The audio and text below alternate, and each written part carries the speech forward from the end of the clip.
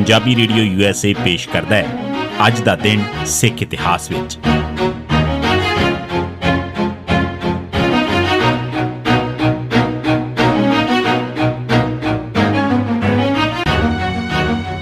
सिख इतिहास दीआं घटनावां 'च 8 अक्तूबर का दिन 1700 निर्मोहगढ़ उत्ते पहाड़ी फौजां का हमला।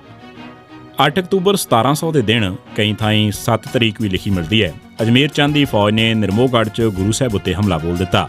सवा पैर दोवां पासियां तो घमासान जंग हुई। अजमेर चंद की फौज कोल गोला बारूद काफ़ी सी ते उसकी फौज की गिणती भी बहुत ज़्यादा सी। गुरु साहब कोल गिणवे चुणवे सिंह ही सन। इस दे बावजूद भी सिंह सीस तली ते रख के लड़े।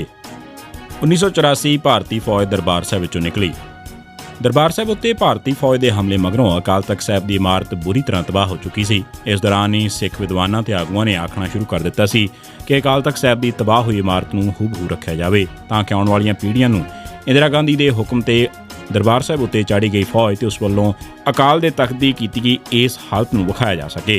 अकाल तख्त साहब नूं पुरानी हालत च लियाउण वास्ते इंदिरा गांधी ने बूटा सिंह की जिम्मेवारी ला दी ते बूटा सिंह ने कार सेवा वाले बाबा खड़क सिंह ते होर बाबे नाल पहुंच भी की, पर कोई भी उसकी सरपरस्ती हेठ कार सेवा करने लई ना मन्निया।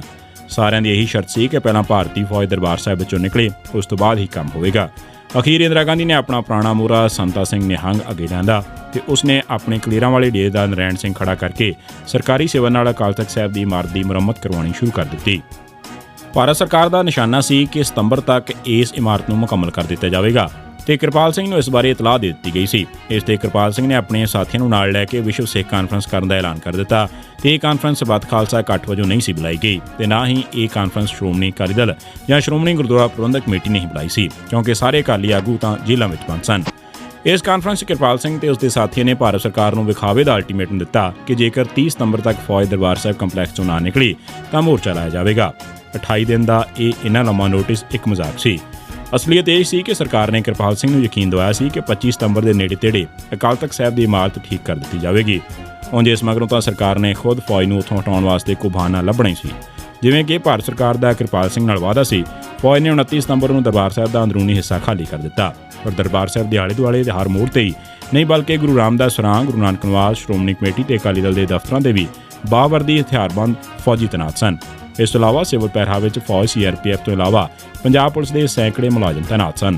1 अक्तूबर सवेर नूं ही दरबार साहब सिखां दे काफले पुजने शुरू हो गए। इन्हां 'च बहुत सारे नौजवान भी सन। इन्हां 'चों कोई नौजवानों ने दरबार साहब 'च कई थाईं खालिस्तानी झंडे गड़ दिते। इस नाल ही कुछ नौजवान अकाल तख्त साहब की सरकार वालों मुरम्मत की गई इमारत ते भी गए। उन्होंने किरपाल सिंह की बुरी तरह कुटमार की। इस ते किरपाल सिंह ने फौज दोबारा सद लई ते 300 नौजवान गिरफ्तार करवा दिते। अखीर 8 अक्तूबर 1984 के दिन भारतीय फौज दरबार साहब विचों चली गई। ਇਹ ਸੀ ਸਿੱਖ ਇਤਿਹਾਸ ਦੀਆਂ ਘਟਨਾਵਾਂ 'ਚ 8 ਅਕਤੂਬਰ ਦਾ ਦਿਨ। ਸੁਣਦੇ ਰਹੋ ਪੰਜਾਬੀ ਰੇਡੀਓ USA।